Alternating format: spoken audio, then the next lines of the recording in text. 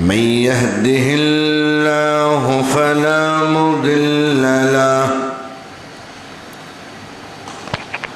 ومن يضلله فلا هادي له ونشهد أن لا إله إلا الله وحده لا شريك له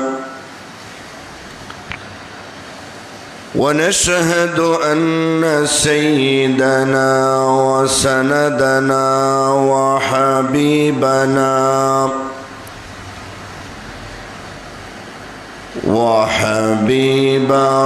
ربنا وشفيعنا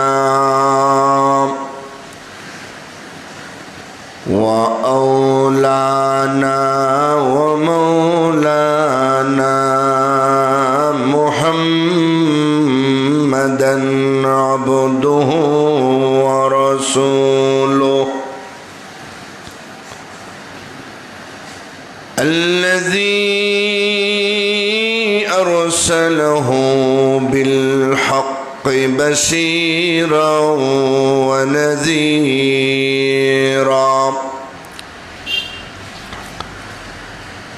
وداعيا إلى الله بإذنه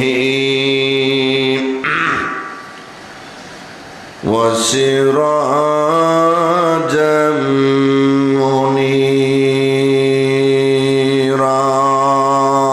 منيرا أما بعد فقد قال الله تعالى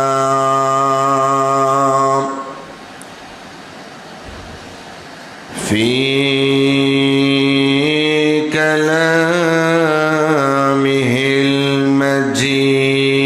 المجيد وفي فرقانه الحميد أعوذ بالله من الشيطان الرجيم بسم الله الرحمن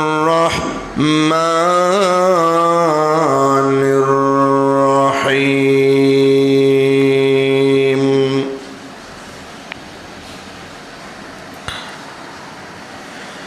ويقول الذين كفروا لولا أنزل عليه آية من ربه إنما أنت منذر ولكل قوم هاد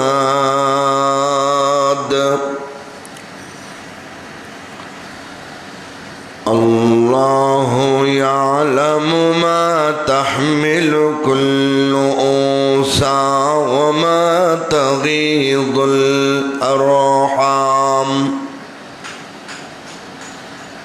وما تغيض الأرحام وما تزداد وكل شيء عنده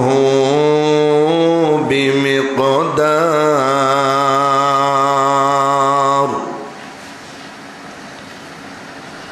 عالم الغيب والشهادة الكبير المتعال سواء منكم من أسر القول ومن جهر به ومن هو مستخف بالليل وسارب بالنهار له معقبات من بين يديه ومن خلفه يحفظونه من أمر الله إن الله لا يغير ما بقوم حتى يغيروا ما بأنفسهم وإذا أراد الله بقوم سوءا فلا مرد له وما لهم من دونه من وال صلى الله على سيدنا ومولانا محمد وعلى آله وأصحابه وسلم صلى الله على سيدنا ومولانا محمد وعلى آله وأصحابه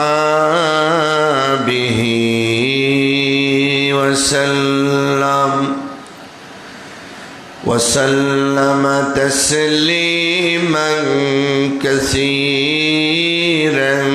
كثيرا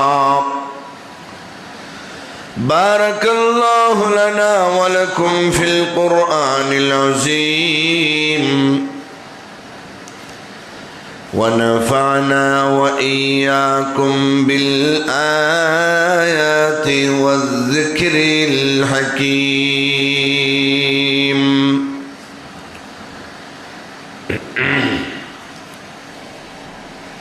সম্মানিত মুসল্লিয়ানে কেরাম, বাসা বাড়িতে অবস্থানরত পর্দার আড়ালের সম্মানিতা শ্রদ্ধেয় মা ও বোনেরা, মহান আল্লাহ রব্বুল আলামিনের দরবারে লক্ষ কোটি শুকর আদায় করছি, যিনি আমাদেরকে অত্যন্ত দয়া এবং অনুগ্রহ করে পবিত্র জুমার দিনে আল্লাহর ঘরে সর্বাগ্রে উপস্থিত হয়ে কোরআন হাদিসের আলোচনা শোনার তৌফিক দান করেছেন। এজন্য আমরা সবাই সেই মহান আল্লাহ পাকের শাহী দরবারে হৃদয়ের গভীর থেকে শ্রদ্ধার সাথে শুকর আদায় করি এবং বলি আলহামদুলিল্লাহ।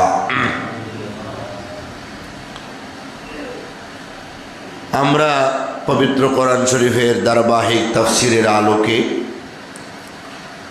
আজ সূরা রাদের কয়েকটি আয়াতে কারিমা তেলাওয়াত করেছি। তৌফিক ইলাহি শামিল হাল হলে এই আয়াতগুলির তরজমা তাফসির আমরা জানার বোঝার চেষ্টা করব। এর আলোকে আমরা আমল যেন করতে পারি, আল্লাহ যেন তৌফিক দেন, বলুন আমিন।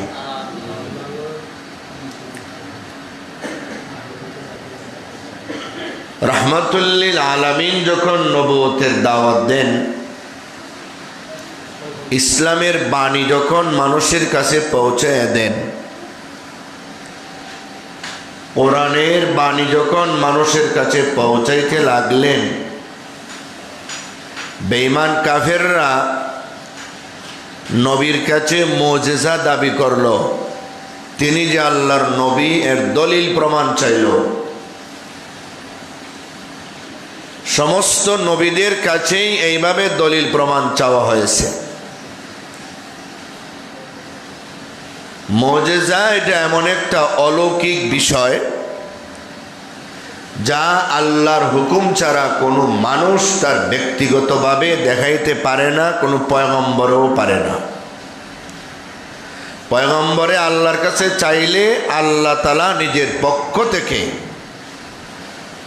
নবীর মাধ্যমে এই অলৌকিকতাকে প্রকাশ করেন। এটা কি মুজিজা বলা হয়।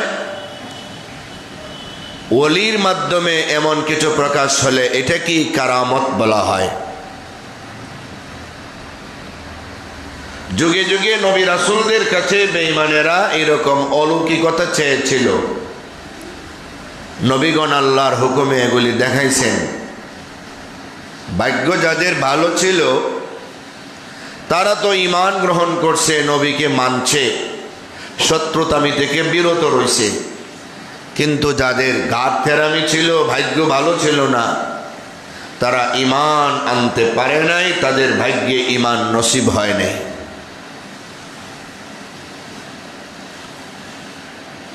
যুগে যুগে অসংখ্য নবীদের কাছে মুজিজা তালাশ করছে তাদের উম্মতেরা।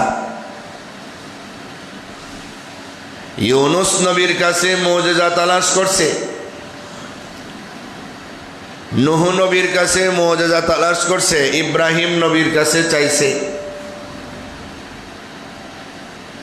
জাকারিয়া আলাইহিস সালামের কাছে চাইছে, ইদ্রিস আলাইহিস সালামের কাছে চাইছে, আইয়ুব আলাইহিস সালামের কাছে চাইছে, সালেহ আলাইহিস সালামের কাছে চাইছে। নবীগণের পক্ষ থেকে মুজিজা প্রকাশিত হয়েছে।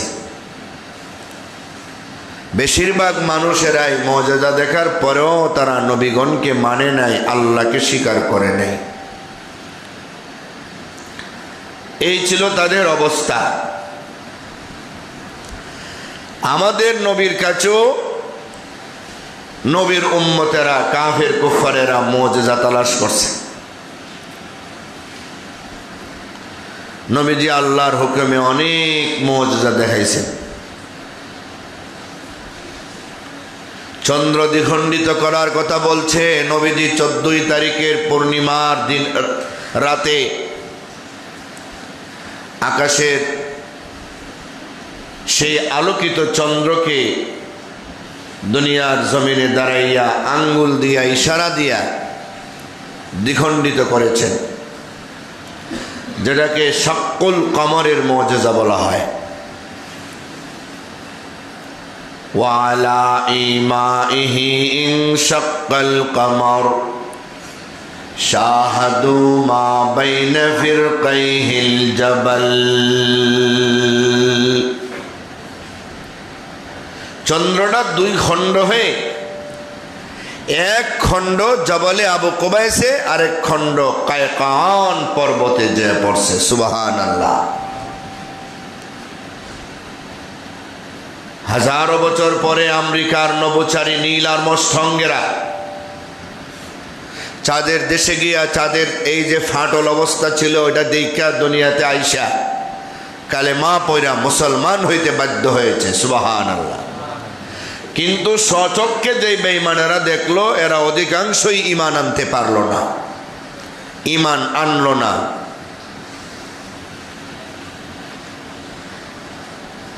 নবী আলাইহিস সালাতু ওয়াস সালাম সূর্যকে আটকে রাখলেন, ডুবতে দিলেন না। অনেক দেরি করে ডুবলো।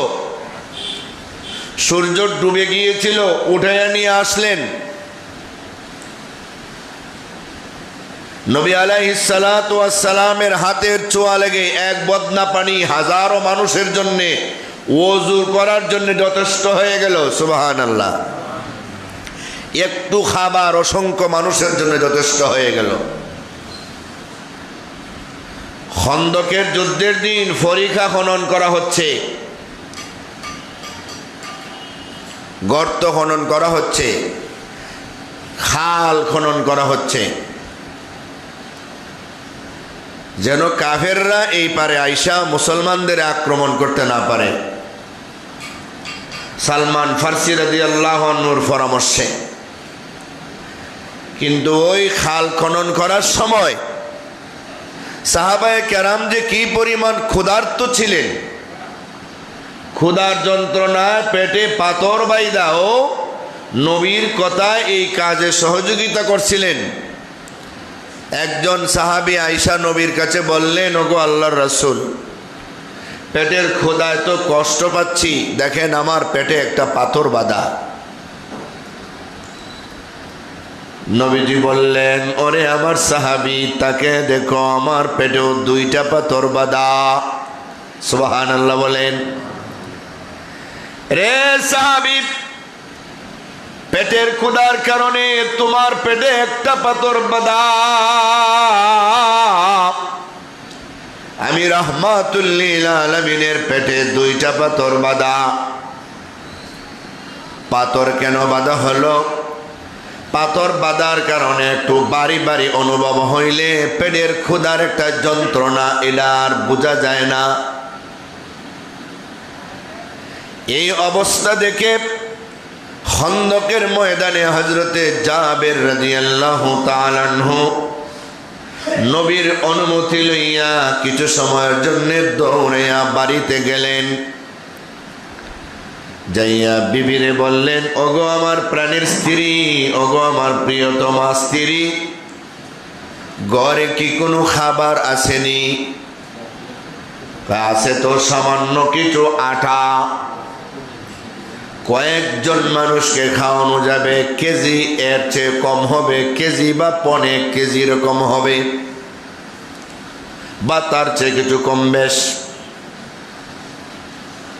আর আছে ঘরে একটা ছোট ছাগলের বাচ্চা, ছাগল ছানা। একটা ছাগলের বাচ্চা দিয়ে আর কয়জন মানুষ খাইতেই পারে? স্বামী, এর চাইতে বেশি তো কিছু ঘরে নাই। যথেষ্ট হইল, তুমি একটা কাজ করো, আটা দিয়ে রুটি পাকানো শুরু করো, রুটি বানাও, আর আমি ছাগলের বাচ্চাটাকে জবে করে দিয়ে যাই, গোশত বানিয়ে দিয়ে যাই, তুমি এগুলির পাকাও।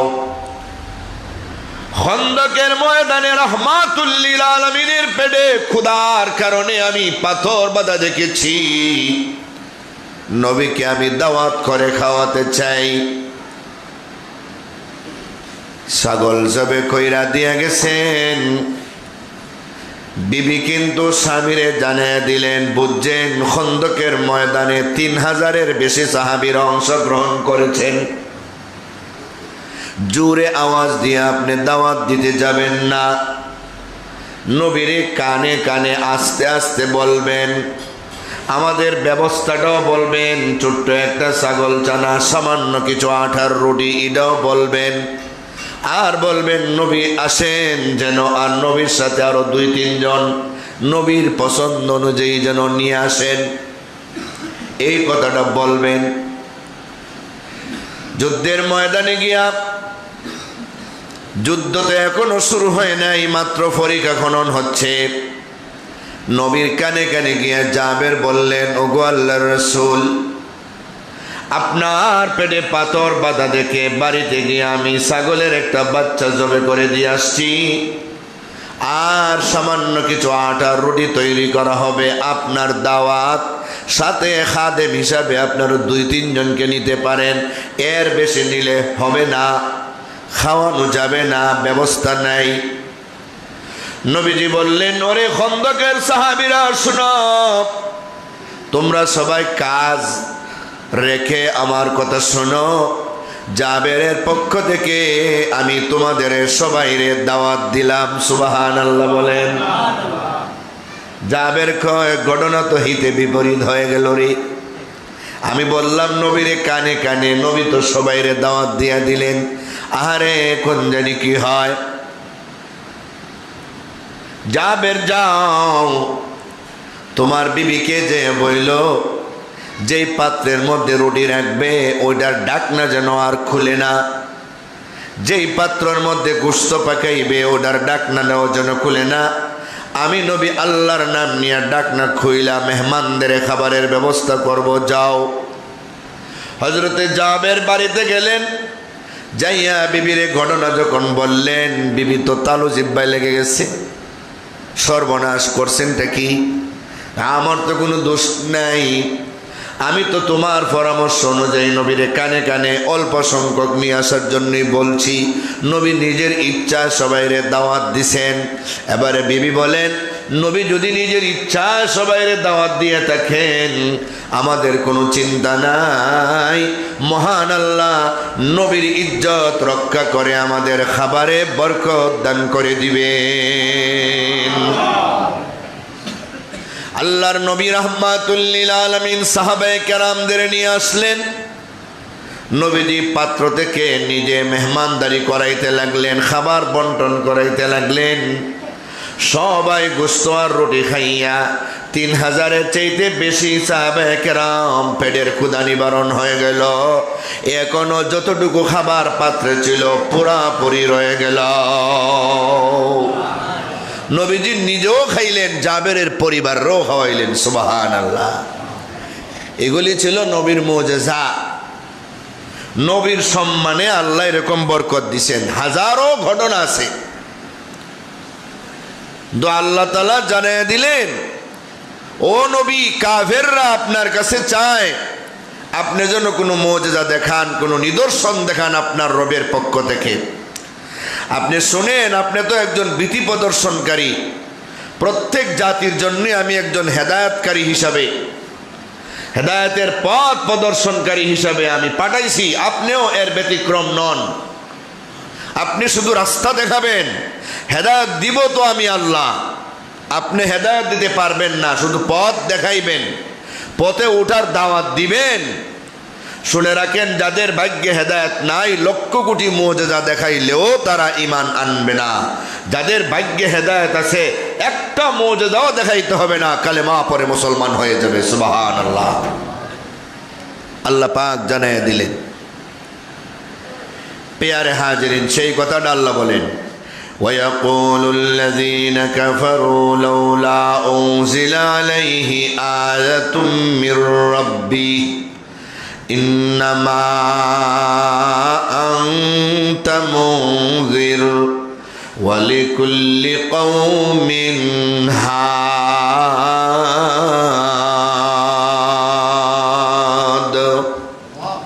আল্লাহ রব্বুল আলামিন সেই কথাটাই বললেন, মুজিজা তো আমি আল্লাহ নবীর মাধ্যমে ইচ্ছা করে দেই। নবীগণ ইচ্ছা করে মুজিজা আনতে পারে না। ওলিগণ নিজের ইচ্ছা কেরামতি দেখাইতে পারে না। আমি আল্লাহ যদি না দেখাই, নবীদের পক্ষ থেকে যা প্রকাশিত হয় অলৌকিক, এগুলিরই কয় মুজিজা।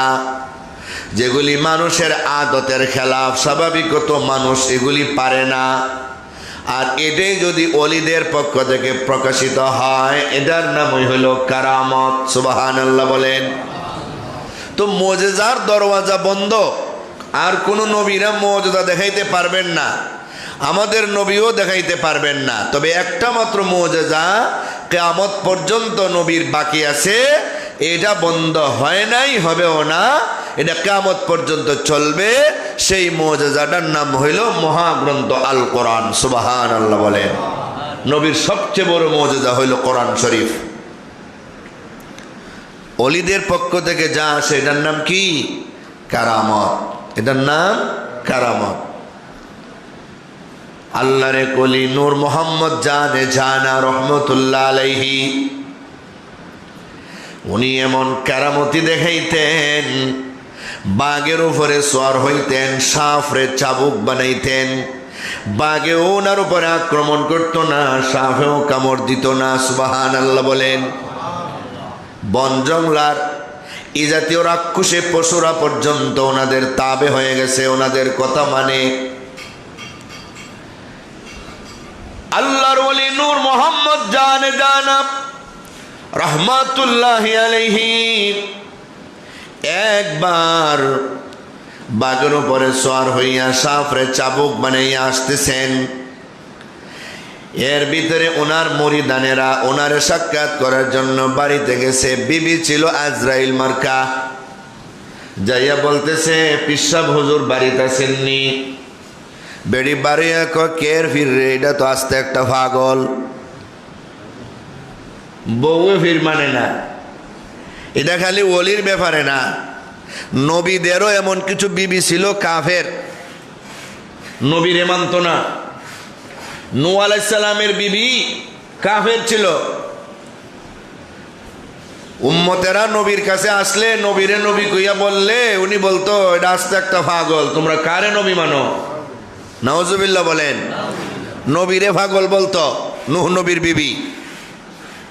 পবিত্র কোরআন শরীফে যাদের কথা আছে সূরা তাহরিমের শেষ দিকে, লূত আলাইহিস সালামের বিবি এরকম করত। নূহ আলাইহিস সালামের বিবি যারা গোপনে গোপনে ঈমান আনতো কাফের কুফারের কাছে ঈমানদারের নাম বলে দিত, কাফেররা যেন নির্যাতন করে।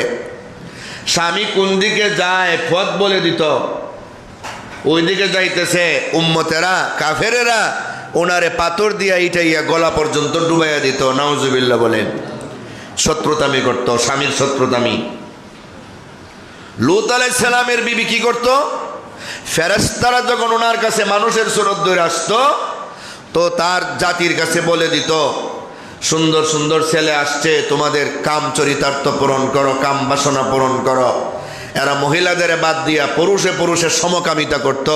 এগুলি বলে দিত গিয়া বিবি, যেই কারণে আল্লাহর গজব আইতো। নবী মানত না, নবীরে পাগল বলতো। নিজের স্বামীরে নবী পাইও মানতে নারাজ। কত বড় দুর্ভাগা, এক বিছানায় ঘুমাইয়া সারা জীবন কাটাইল, অথচ ঈমান আনতে পারলো না। ওলিদেরও এমন বিবি ছিল, স্বামীর ঘর করে কিন্তু ওনার অলায়তি, ওনার বুজুর্গি এগুলি কিচ্ছু মানে না। এটারে মনে করে পাগলামি। হেদায়েত নসিবে নাই, হেদায়েত নসিবে নাই। মুরিদেরা গেছে যে এক বিশ্ব বুজুর্গ কের ভিড়ি রাস্তা একটা পাগল। এরা কো সর্বনাশ, কয়ে কি? এরা যখন বাড়ির বাহিরে গেছে যায় দেখে বিশ্বাব বাড়িতে ঢুকতেছে, কি অবস্থায়? বাঘের উপরে সোয়ার, হাতে বিষাক্ত একটা সাপ, এটা দিয়ে বাঘরে বাড়ি দেয়। ঘোড়ারে যেভাবে সোয়ারে বাড়ি দেয়, দিলে পরে ঘোড়া দৌড়ে, এইভাবে সাপ দিয়া বাঘের পিঠে বাড়ি দেয়, বাঘ দৌড়ে বাড়িতে আসছে। সুবহানাল্লাহ। কো আমাদের পীর সাহেব হুজুর, বাঘের উপরে আপনি সোয়ার, সাপকে আপনি চাবুক বানাইলেন, এত বড় কারামতি তো কোনো মানুষ দেখাইতে পারে না, আমরা এরকম দেখি নাই। আপনি যে আল্লাহর ওলি এর মধ্যে কোনো সন্দেহ নাই, কিন্তু আপনার বিবি আপনারে পাগল বলে, আপনারে গালমন্দ করে, ব্যাপার বুঝলাম না। হুজুর মনে মনে লজ্জা পাইছে, কয় হারে আমি বাড়িতে না থাকার কারণে এরা বাড়িতে গিয়ে আমার পাগলির পাগলামি দেখে আসছে, আমার পাগলির পাগলামি দেখে আসছে। হুজুর গো, এমন খারাপ মেয়েকে আপনি কেন রাখলেন? তারা তালাক দিয়ে বিদায় করে দেন। আমরা একদিনের ভিতরে আপনাকে দেশ বিখ্যাত সুন্দরী মেয়ে, আল্লাহওয়ালা মেয়ে আপনার কাছে বিয়া দেওয়ার ব্যবস্থা করে দিব। কেউ বলে আমার মেয়ে দিব, কেউ বলে আমার বোন দিব, আমার আপনজন দিব। সুন্দরেও সেরা, চরিত্রও সেরা, আপনার ওই বিবিরে আপনি তালাক দিয়ে দেন। হুজুর বলে কেন তালাক দেই না? রে জানুনি, আমি তো কত কষ্ট করি, এরপরও তালাক দেই না। জানুনি কেন? সে তো মুসলমান, আমি তারে তালাক দিলে সে আবার যুবতী, সে তো আরেকজনের কাছে বিয়া বসবে, আরেক মুসলমানের ঘরে গিয়ে আমার ওই মুসলমান বাইরে কষ্ট দিবে, এই জন্য আমি তারে তালাক দেই না। কষ্ট যা দেওয়ার আমার এই দেখ, আমি যেন সহ্য করতে পারি, আর এর বিনিময়ে যেন আল্লাহ আমার ঈমানি পাওয়ার বাড়ায় দেয়। সুবহানাল্লাহ। ওলি উনি হবে না তো কে হবে? যিনি আরেকজন মুসলমানের চিন্তা করে, নিজের চিন্তা বাদ দিয়া নিজে কষ্ট করে, যা আমি তালাক দিলে তো সে আরেকজনের কাছে বিয়া বসবে, সে তো আর একা থাকবে না, তো ওই মুসলমান ভাইরে তো পাগল ছাগলকে কষ্ট দিব, তাহলে যা দেওয়ার আমার এই দেখ, তোমরা এটা নিয়ে মাথা ঘামানির দরকার নেই। বাড়িতে গেছে গিয়া কয় কিরে পাগলি, পাগলামি যা করার আমার সাথে কইরো, মানুষ কেউ আসলে তাদের সাথে পাগলামি করো না, মানুষ তো কষ্ট পাইবে, আমারে মানুষ ভুল বুঝবে। হ্যাঁ ভুল বুঝবে, তুমি না পীর, তুমি না বুজুর্গ, তুমি না ওলি, কিসের ওলি তুমি? দেখো আমি বাঘের উপরে সোয়ার হয়ে আসলাম, সাফরে চাবুক বানাই আসলাম, আল্লাহর পক্ষ থেকে আল্লাহ আমার এই অলৌকিক শক্তি দিছেন, এটাও কি তোমার কাছে ভালো মনে হয় না? এটাও কি তুমি আমাকে পাগলামি মনে করছো? হ্যাঁ, এটা একটা ফিরাকি হইল নাকি? এটা একটা কেরামতি হইল। একটু আগে আমাদের উঠানের উপরে দিয়া আল্লাহর একজন খাস অলি ফাকির মতো এইভাবে হাত দিয়া ডানা মেলা উইরা উইরা গেছেন, শূন্য বাতাসে উইরা গেছেন। এলো এলো খাডি অলি। এই বাঘের উপরে সোয়ার হওয়ার সাফরে চাবক বানানি, এটা কোনো অলি হইতে পারে নাকি? অলি হইলে হইল। ফিরসা বুজুর কয় চিনচুনি কে উইরা গেছে?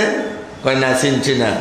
কয় তোমারে দেখাইবার জন্য একটু আগে আমি ওই এই কেরামতি দেখাইছি, আমি ওই আকাশে দিয়া এইভাবে পাখির মতো উইরা গেছি। সুবহানাল্লাহ বলেন।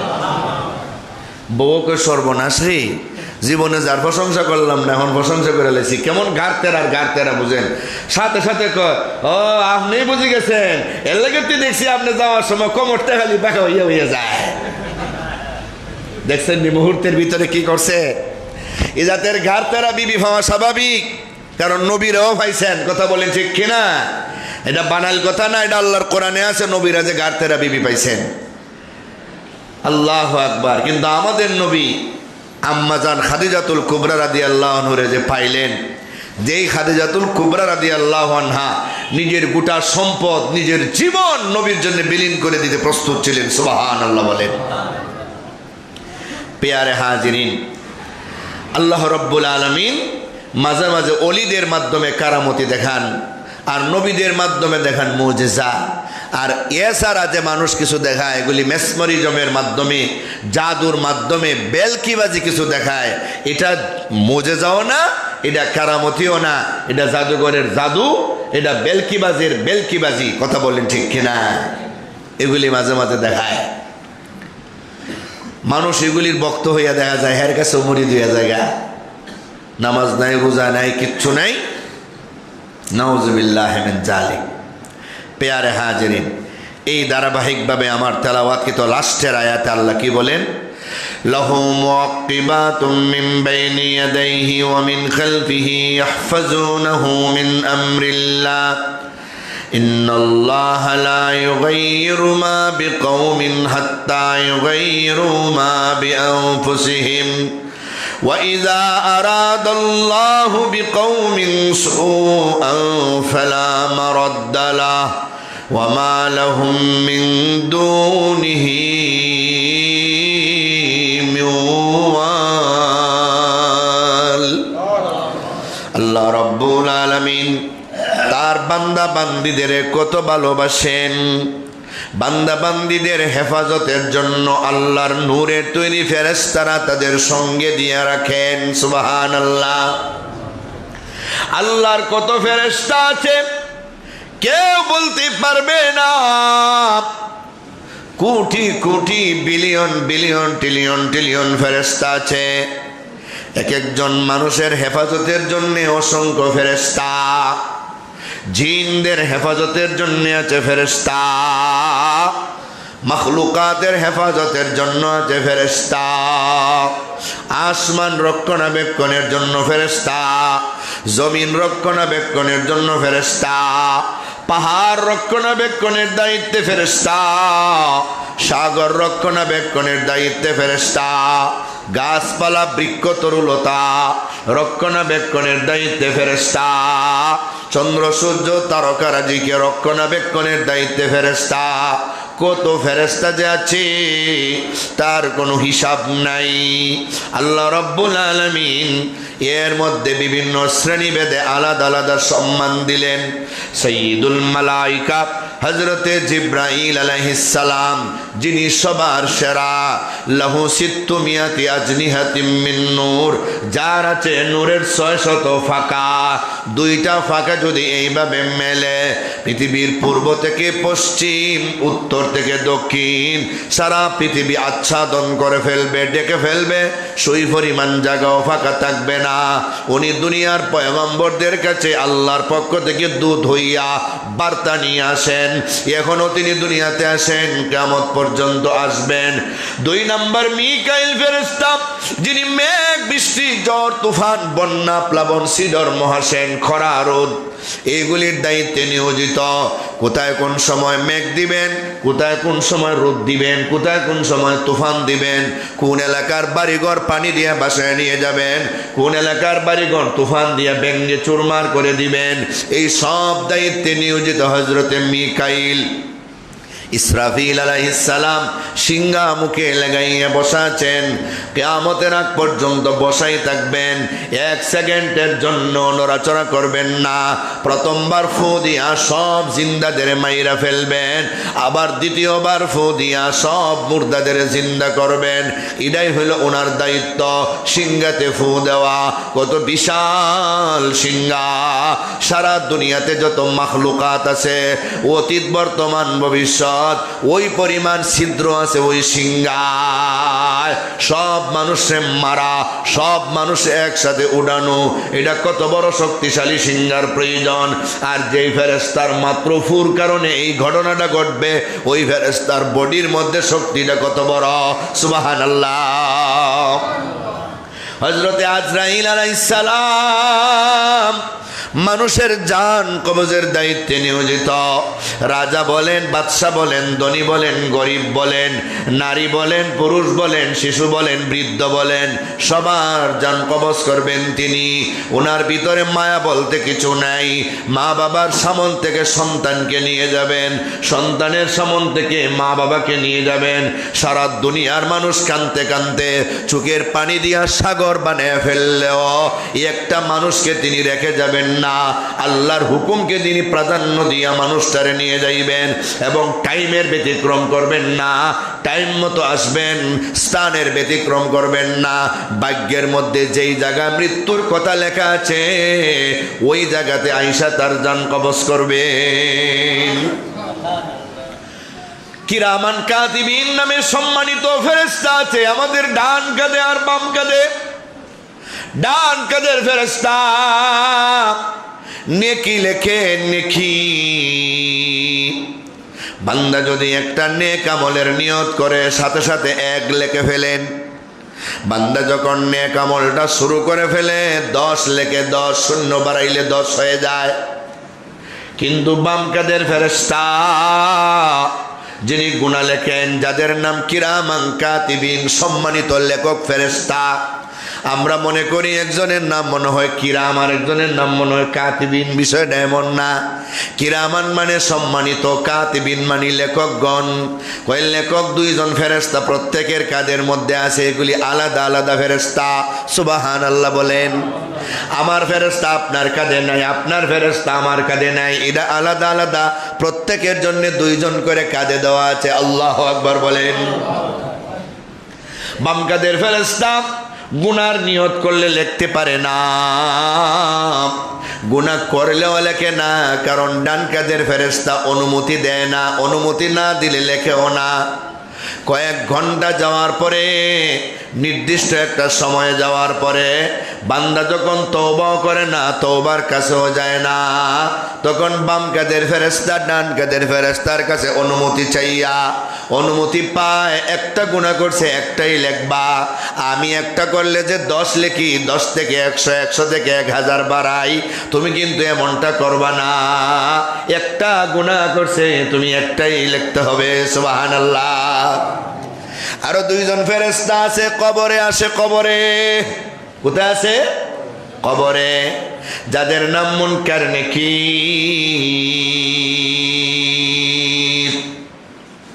মানুষকে যখন কবরে রাখা হয়, সবার কবরে 2 জন ফেরেশতা আছে। মালাকানে আসওয়াদানে আজরাকান,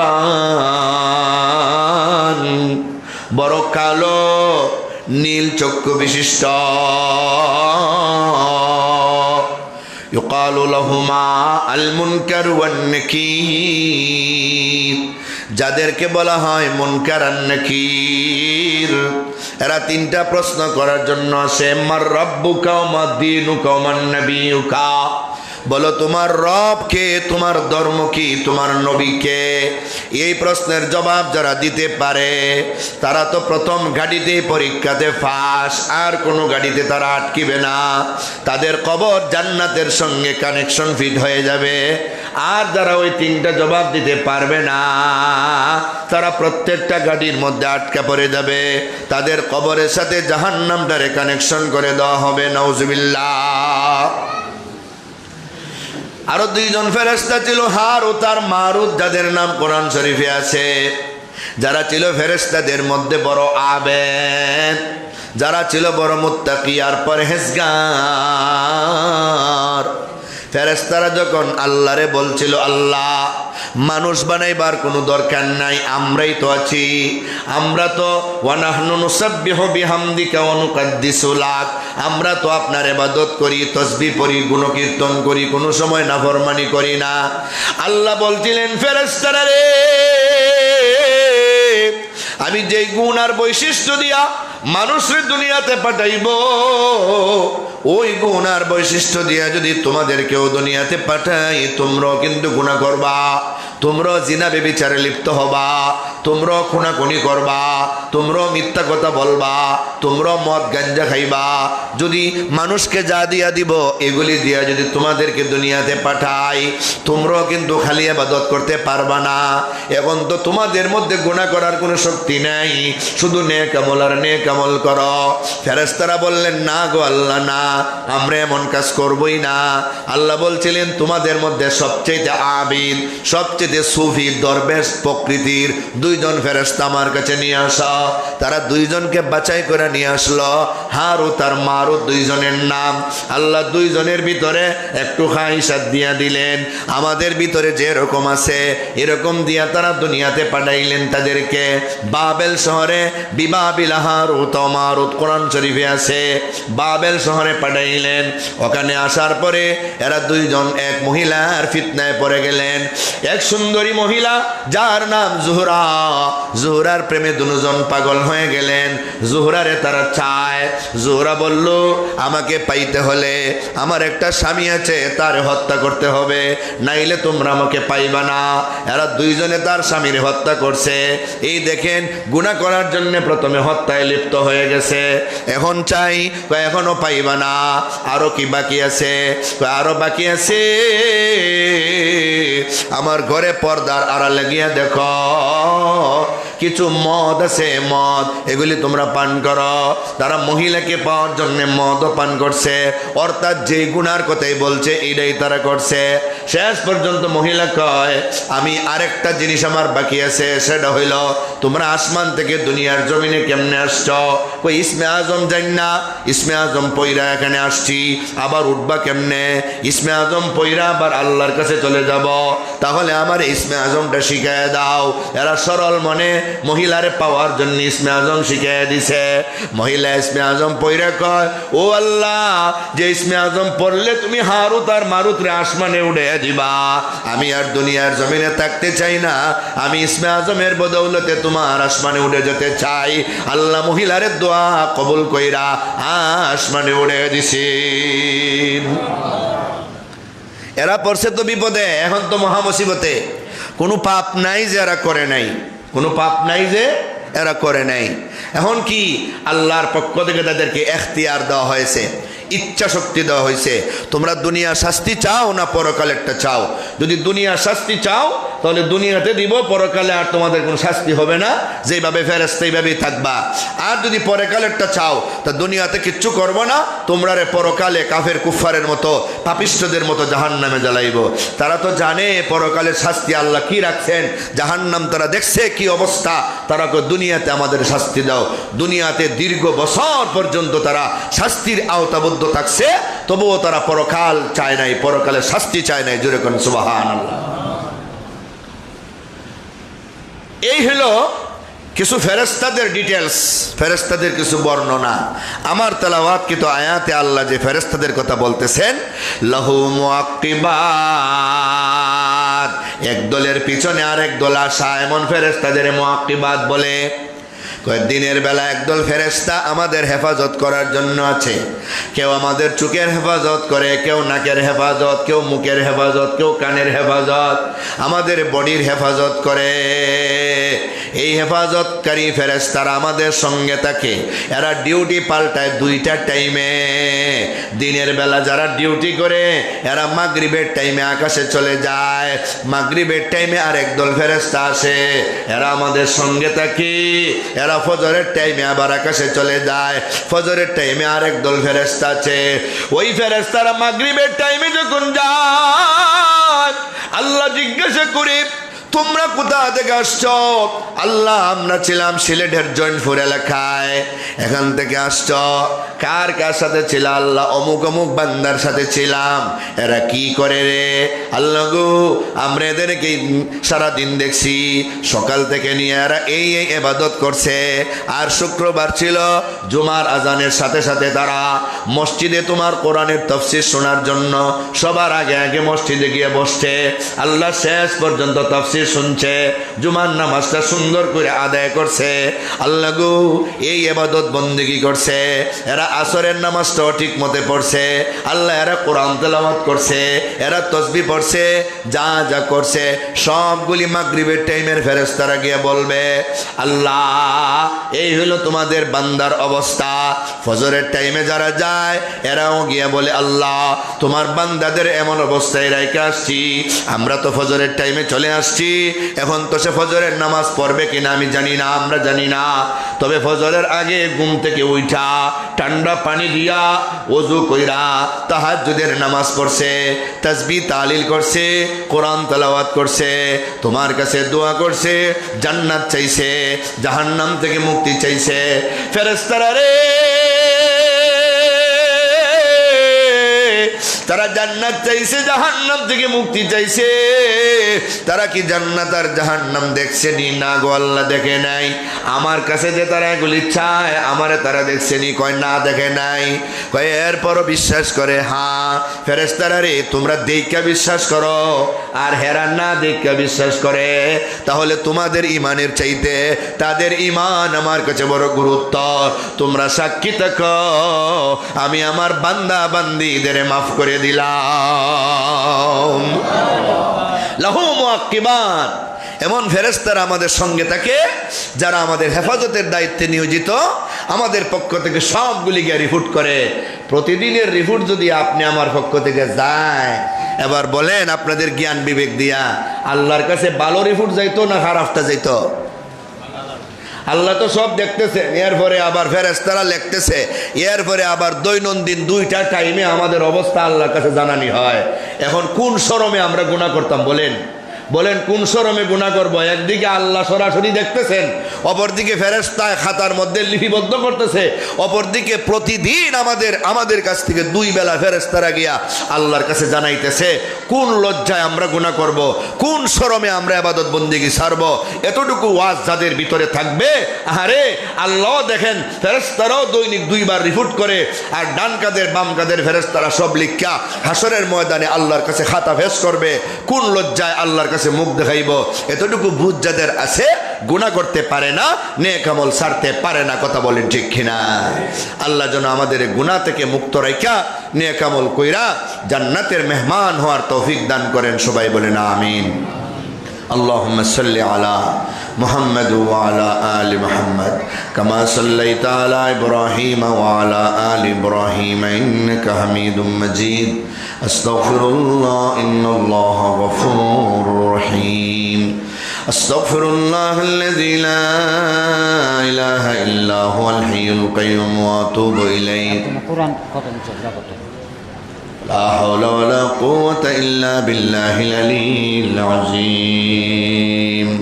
استغفر الله إن الله غفور رحيم. الحمد لله الذي هدانا لهذا وما كنا لنهتدي لولا أن هدانا الله. ربنا ظلمنا أنفسنا وإن لم تغفر لنا وترحمنا لنكونن من الخاسرين. ربنا آتنا في الدنيا حسنة وفي الآخرة حسنة وقنا عذاب النار وقنا عذاب سكرات الموت وقنا عذاب القبر وقنا عذاب الحشر وقنا عذاب الميزان وقنا عذاب النيران رب العالمين আমরা মুজরিম গুনাহগার তোমার শাহী দরবারে হাত বাড়াইলাম আল্লাহ আমাদের মুনাজাত কবুল আর মঞ্জুর ফরমাও আল্লাহ আমরা যে জায়গায় হাত বাড়িয়েছি আমাদের সকলের জায়েজ মাকাসিদগুলি পুরা করে দাও আল্লাহ আমরা যারা বিমার তুমি শিফা করে দাও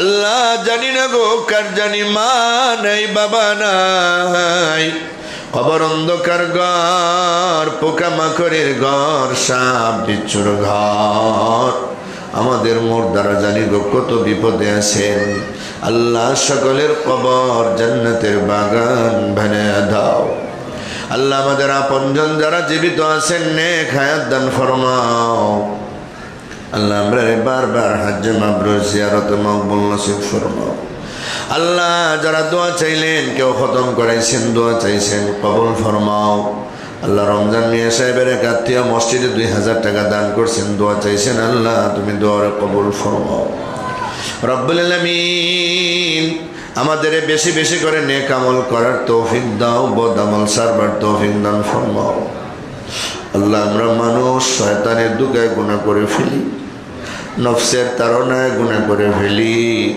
আল্লাহ ফেরেশতারা যখন রিপোর্ট দিবে এর আগে আগে আমরা গুনাহ মুক্ত বানিয়ে দিও গুনাহ করার সাথে সাথে তওবা করার সুযোগ করে দিও আল্লাহ আল্লাহ যতদিন দুনিয়াতে বাঁচাও ঈমান এবং ইসলামের উপরে